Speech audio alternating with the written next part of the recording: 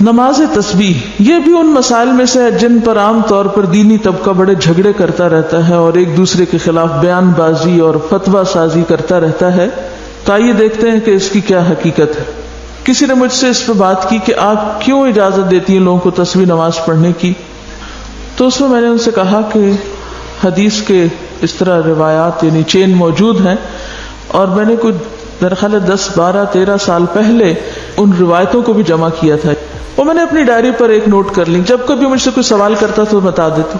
تو مجھ سے کسی نے حجت کی، ٹھیک ہے آپ نے حضرت عباس کو بتائی تھی، خود تو نہیں پڑھی تھی. مجھے یہ بتائیے کہ کیا آپ کا بتانا کافی نہیں؟ یہ کوئی دلیل ہے؟ دوسری بات یہ کہ بعض اوقات جماعت سے بھی لوگوں نے پڑھی، اور جن پڑھانے والوں میں میں خود بھی شامل تھی، اگرچہ اب میں اس کو بہت عرصے سے بالکل ترک کر چکی ہوں، کیونکہ افضل یہی ہے کہ جماعت سے یہ چونکہ نہیں پڑھنے کو کہا گیا تو نہ پڑھی جائے. اگرچہ کئی نفل نمازیں جماعت سے بھی پڑھی جاتی ہیں، جس میں نماز تراویح بھی ہے اور کچھ اور، کہ لوگ اس میں پھر خود نہیں گن سکتے، نہیں پڑھ سکتے، تو بعض اوقات وہ آسانی سمجھتے کہ چلو، اور بعض لمبی نماز اکیلے پڑھنے مشکل ہوتی، سب کے ساتھ مل کے پڑھنے. تو اس کے لیے بھی جس کو سامنے رکھ کے میں عمل کرتی تھی وہ یہ کہ نفل نماز چونکہ جماعت سے پڑھی گئی ہے اور یہ بھی ایک نفل نماز ہے تو کوئی حرج نہیں اگر کوئی جماعت سے بھی پڑھ رہا ہے، لیکن پھر بھی بہتر یہی ہے کہ آپ الگ پڑھیں، اور کم از کم مجھ جیسے لوگ اس چیز کو اتنی ہوا نہ دیں. جب تک اس بات کا مجھے نہیں علم تھا کہ زیادہ پسندیدہ یہ ہے، اس وقت تک میں خود اس کو جماعت سے پڑھاتی بھی رہی ہوں اور پڑھتی بھی رہی ہوں. تو افضل کیا ہے؟ اکیلے پڑھیں. لیکن ایک بات یاد رکھیں، بعض اوقات لوگ صرف نماز تسبیح پڑھنے کے بہانے آ جاتے ہیں اور پھر آپ ان کو جو چاہیں سکھا لیں. مجھے اچھی طرح یاد ہے کہ جب میں نے تبلیغ کا عام کام شروع کیا تو ابتدا میں ہم نماز تسبیح کی دعوت دیتے تھے. وہ کہتی ہوں کہاں سے لوگ آ جاتے تھے، آپ سوچ ہی نہیں سکتے. اور جب وہ آ جاتے تھے میں ان کو بٹھاتی تھی، میں کہتی تھی یہ نفل ہے، پہلے فرض پورا کرو. وہ کہتے تھے کیا؟ میں کہتی تھی علم حاصل کرنا فرض ہے، پہلے درس کریں گے پھر تسبیح پڑھیں گے. اور اس طرح الحمدللہ اس علم کے شوق میں پھر بہت سی اچھی باتیں انہیں سکھائیں. کرتے کرتے لوگوں کو نماز تسبیح تو بھول گئی اور درس یاد ہو گئے. سیکھنے سکھانے کا سلسلہ. تو اس میں یہ ہے کہ بہرحال پھر بھی میں یہ کہوں گی کہ نفل نماز کی چونکہ جماعت سے پڑھنے کی رخصت موجود ہے، تو کبھی اگر کسی نے ایسا کر لیا تو ہم اس کو حرام یا بدعت یا ایسا نہیں قرار دیں گے.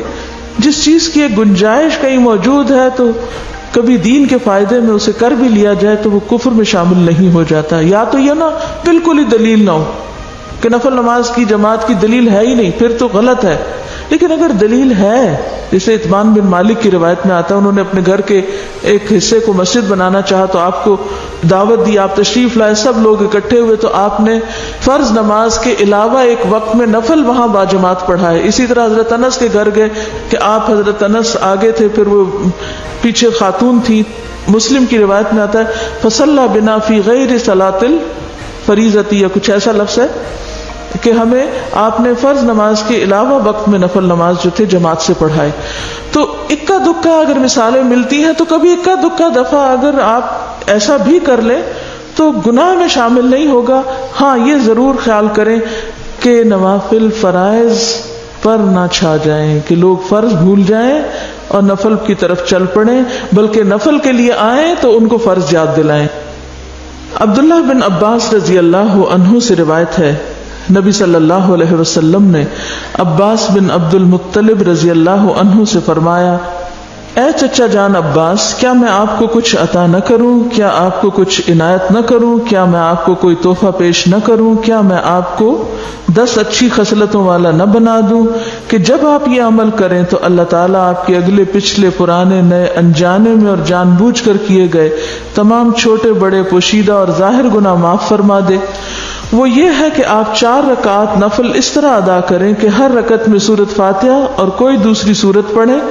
جب آپ اس قرات سے فارغ ہو جائیں تو قیام کی حالت میں ہی یہ کلمات 15 بار پڑھیں، یعنی قرات کر کے سورۃ الفاتحہ پڑھ کے سبحان اللہ والحمد للہ ولا الہ الا اللہ واللہ اکبر. پھر آپ رکوع میں جائیں، تسبیحات رکوع سے فارغ ہو کر رکوع میں ہی ان کلمات کو 10 بار دہرائیں.